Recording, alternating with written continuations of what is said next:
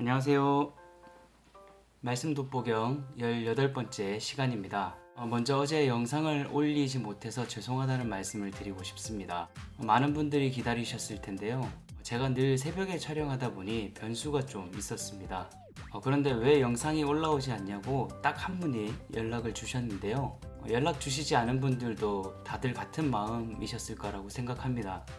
그런데 어제 영상을 보고 한 지인께서 연락을 주셨는데 솔직히 영상 내용보다는 제가 살이 빠지고 있는 그 비법이 궁금하다고 연락을 주셨습니다. 저의 기적적인 다이어트 표적을 보고 믿는 분들이 많이 생겨나는 것 같은데요.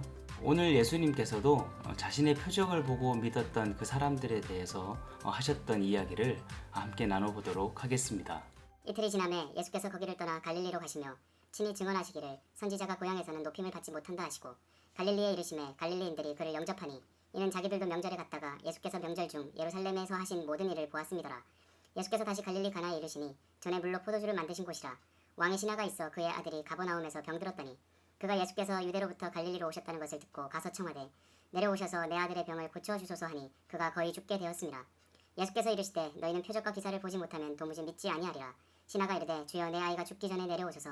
예수께서 이르시되 가라 내 아들이 살아있다 하시니 그 사람이 예수께서 하신 말씀을 믿고 가더니 내려가는 길에서 그 종들이 오다가 만나서 아이가 살아있다 하거늘 그 낫기 시작한 때를 물은즉 어제 7시에 열기가 떨어졌나이다 하는지라. 그의 아버지가 예수께서 내 아들이 살아있다 말씀하신 그때인 줄 알고 자기와 그 온 집안이 다 믿으니라. 이것은 예수께서 유대에서 갈릴리로 오신 후에 행하신 두 번째 표적이니라.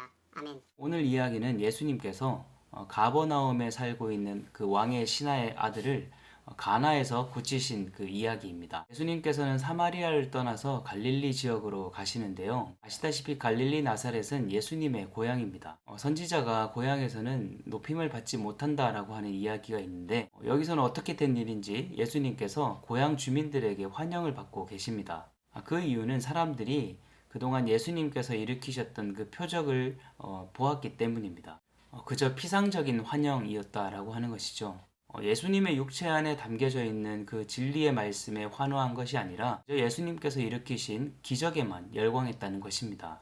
예수님께서는 여기에 대단히 실망하셨던 것으로 보입니다. 48절에서 예수님은 사람들이 표적과 기사를 보지 않으면 도무지 믿지 않는다라고 토로하고 계시는데요. 무언가를 보고 믿는 것보다 예수님 그 자체를 믿는 것을 더 중요하게 생각하셨던 것 같습니다. 그래서 예수님은 부활하시고 나서 도마에게 이런 말씀을 남기기도 하셨습니다. 나를 보았기 때문에 믿느냐? 보지 않고서 믿는 자들에게는 복이 있을 것이다. 오늘 이야기에 등장하는 왕의 신하 역시 예수님께서 자기에게 하신 말씀을 믿었습니다. 왕의 신하는 예수님께서 일으키시는 그 표적 자체에 몰두한 것이 아니라 예수님의 사랑과 자비에 호소했던 것입니다. 예수님을 필요로 하는 왕의 신하의 그 간절한 믿음으로 인해서 그 신하의 아들은 죽어가던 아들은 고침을 받았습니다. 오늘 우리의 믿음은 어떠한지 한번 돌아봤으면 좋겠습니다. 내가 기도한 대로 이루어지는 것을 봐야만 내가 믿는 것은 아닌지, 내 뜻대로 삶이 돌아가지 않으면 하나님께로부터 뒤돌아서는 것은 아닌지 돌아봤으면 좋겠습니다. 우리가 만일 예수님과의 그 깊은 인격적 교제에 머무를 수만 있다면 우리는 그 예수님의 인격과 자비와 사랑에 기대어서 예수님을 진정으로 믿을 수 있게 될 것입니다. 오늘 하루 다른 조건 되지 않고 예수님을 그저 사랑해 보셨으면 좋겠습니다. 그 사랑에서 흘러나오는 믿음이 여러분의 삶을 견고하게 세워줄 것입니다. 우리의 인생 가운데 찾아오신 하나님, 우리의 믿음이 보지 않고서도 예수님의 사랑과 인격에 호소하는 그런 견고한 믿음 되게 하여 주옵소서. 아무런 조건 없이 말씀이 육신 되신 하나님이 우리의 삶을 책임지시고 인도하실 것을 믿사오니 오늘도 그 사랑에 머무르게 하여 주옵소서. 예수 그리스도의 이름으로 기도드립니다. 아멘. 오늘부터 고3 아이들이 등교를 시작한다고 합니다. 지금 그 누구보다도 우리 고3 아이들의 마음이 많이 복잡할 것으로 생각되는데요. 아이들을 바라보는 우리 부모님들 마음 역시 힘드실 것 같습니다.